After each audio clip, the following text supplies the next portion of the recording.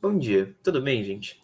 Hoje a gente vai falar sobre a evolução do sistema nervoso em metazoários, a partir da análise de quinidários, feitos por mim, José Roberto, e pelo Daniel Lima. Pode passar, por favor. Esse título foi uma tradução livre do título do artigo analisado, que foi esse que está aí na tela. Esse artigo tem uma área de avaliação das ciências biológicas 2, tem uma classificação de A1 e o ano de publicação foi em 2015. Agora eu passo a palavra para o Daniel. Bom, gente, introduzindo o tema do nosso trabalho, a gente vai falar sobre o surgimento, né, do sistema nervoso na história evolutiva dos animais mesmo, porque por mais que o sistema nervoso seja algo extremamente destrinchado em vários filos dos metazoários, a sua origem ainda é um completo mistério. Não se sabe em que momento ele se ramificou de um sistema nervoso desorganizado, como é o dos quinidários, e passou a ser organizado como é o resto dos animais superiores. E a gente sabe, é evidente que quando a gente olha para esses filos, quanto mais organizados são os sistemas nervosos desses organismos, mais nichos ecológicos eles são capazes de ocupar.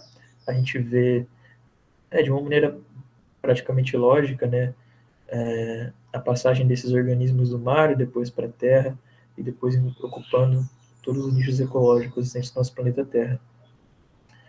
E pelo fato de os quinidários estarem exatamente no meio dessa via da existência de um sistema nervoso desorganizado para um organizado, eles são um ponto-chave para a compreensão do surgimento e do desenvolvimento desse sistema como um todo. Contribuindo com isso, a morfologia deles é relativamente simples e isso permite que a análise, né, da diferenciação celular, neuronal e do seu desenvolvimento seja bem mais fácil. Né? Desenvolvimentos e diferenciações celulares que acabaram originando todos os sistemas nervosos mais complexos que a gente conhece hoje presentes nos animais superiores, os quais também permitem, né, e permitiram que esses animais se desenvolvessem e se adaptassem a diferentes nichos ecológicos. Bom, gente, como eu disse, a morfologia dos quinidários é bem mais simples do que dos outros animais superiores, e isso acaba possibilitando que a análise do desenvolvimento embrionário desses organismos e da diferenciação celular neuronal seja mais fácil. No entanto, como existem algumas diferenças entre os seres deste próprio grupo, existem algumas preferências para análise de uns do que de outros.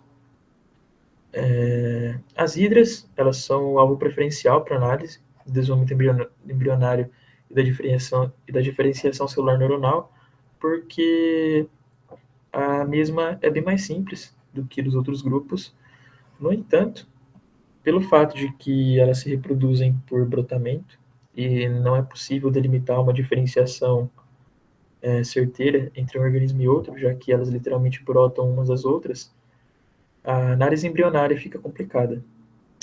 Em contrapartida, as medusas, que possuem duas fases no seu ciclo de vida, elas possuem, né, uma fase embrionária bem delimitada na sua fase sexual.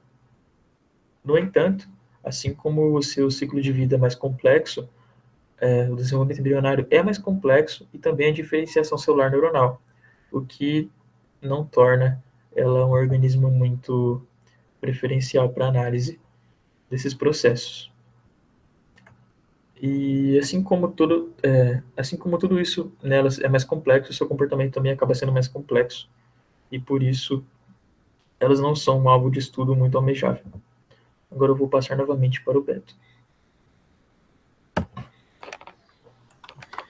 Bom, voltando a falar aqui, e sendo isso que o Daniel comentou considerado, no trabalho analisado, ele usou uma Nematostella victensis. Essa é uma anêmona do mar, e foi escolhida por certas características marcantes, por assim dizer. Na sua fase embrionária, a análise funcional da neurogênese é relativamente mais simples e visível do que em outros pólipos. Além disso, ela consegue sobreviver facilmente em ambientes replicáveis no laboratório. Ou seja, não tem muitas necessidades diferentes ou difíceis de se conseguir em um ambiente artificial. Por último, o seu genoma foi completamente sequenciado, e a soma de todas essas características a tornam um organismo modelo. Pode passar, por favor. Agora falando um pouco sobre a rede neural da Nematostella, essa espécie possui duas redes neurais conectadas, uma que vem da ectoderme e a outra que vem da endoderme. Como as principais células que têm relação com o sistema nervoso, nós temos as células sensoriais, os gânglios e os quinidócitos. Ainda se buscam certos marcadores genéticos em relação ao sistema nervoso de quinidários e relacionado a animais e protozoários, mas ainda nenhum foi possível. Porém, nós temos alguns candidatos, por assim dizer. Pode passar, por favor, Daniel. Um marcador pan-neural seria um gene ou uma proteína encontrado tanto em quinidários quanto, nesse caso do estudo, em outros animais superiores e até mesmo em protozoários. Entre os mais prováveis estão o Enlav1, que é uma proteína relacionada com a diferenciação de neurônios em quinidários, e a RF-amida, que gera os neurônios nos tentáculos e se relacionam à sensibilidade desse órgão. Pode passar, por favor, Daniel.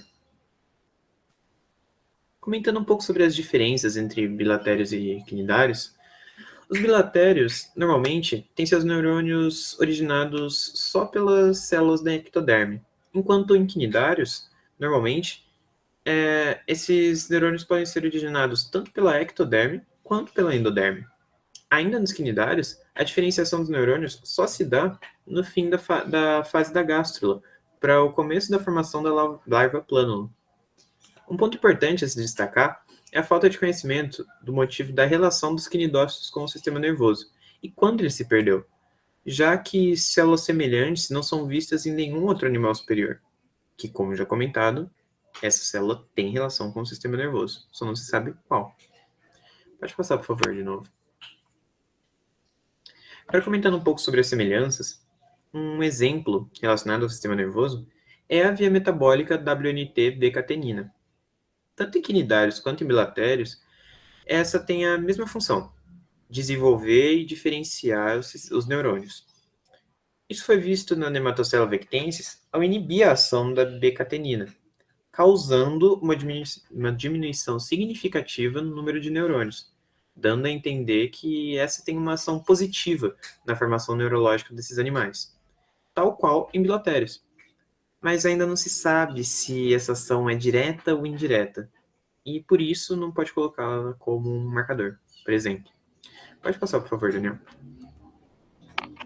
Agora, comentando um pouco sobre o contexto evolutivo, considerando 500 milhões de anos de evolução, nós temos relativamente muitos elementos do desenvolvimento neural que foram mantidos entre quinidários e bilaterais. O provável ancestral entre esses dois grupos seria aquático, com um sistema nervoso bem estabelecido e que seria gerado a partir de células epiteliais, esse sistema nervoso, no caso. E, além disso, o sistema de diferenciação neuronal seria semelhante à via Notch-delta, vista nos bilatérios. Em cada célula da ectoderme que se diferenciaria, aconteceria uma divisão desigual, formando um neurônio e uma célula epitelial. Só que mais estudos são necessários para relacionar o sistema nervoso dos bilaterais e o sistema nervoso dos quinidários. E alguns genes podem ser alvos desses estudos. Um exemplo são os genes PAX, que são muito importantes na neurogênese de mamíferos, principalmente dos olhos. Nos quinidários, a gente encontra o gene PAX-B, e ele é responsável pela formação dos olhos da Tripedalia cistofora. Mesmo com essas semelhanças, a neurogênese dos quinidários e dos bilaterais ainda tem também certas diferenças. Dois exemplos seriam a origem dos neurônios, que nos quinidários pode ser tanto pela endoderme quanto pela ectoderme, inclusive gerando a pergunta: os bilaterais perderam essa característica? Ou há uma linhagem de quinidários que ganhou essa característica, que veio a se tornar os bilaterais lá na frente? Outra diferença é o quinidócito, que faz parte da formação neuronal dos quinidários, porém a função e a forma são diferentes de todo tipo celular de sistema nervoso encontrado no reino animal. Bom, gente, concluindo o trabalho, os quinidários bilaterais apresentam semelhanças evidentes. A mais significativa, no caso, são as vias metabólicas em comum, que acabam participando de um mesmo processo, que é a diferenciação celular neuronal. No entanto, existem diferenças também evidentes, como, por exemplo, como o Beto já apresentou, a participação de duas camadas da derme, né, nos quinidários, na formação do sistema nervoso, que é a epiderme e endoderme, quando, na verdade, nos metazoários, somente a epiderme participa. Então, por mais que existam, né, vias metabólicas e genes semelhantes, ainda não é possível determinar algo conclusivo, porque não há uma relação direta. E ainda restam muitas e muitas dúvidas.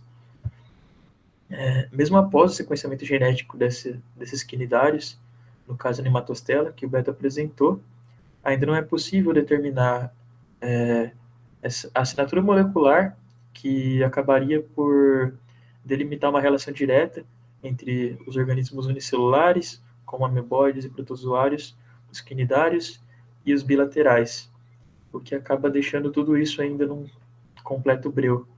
No entanto, tudo parece promissor, ainda mais pelas novas tecnologias que vão sendo construídas no ramo da biotecnologia e também na adaptação de tecnologias já existentes na aplicação de organismos que ainda não foram colocados em experimento, como é o caso da CRISPR-Cas9, que no caso é utilizada muito em humanos e em outros animais, como mamíferos, por exemplo, mas ainda não foi adaptada para ser utilizada no genoma de organismos como os quinidários e os poríferos.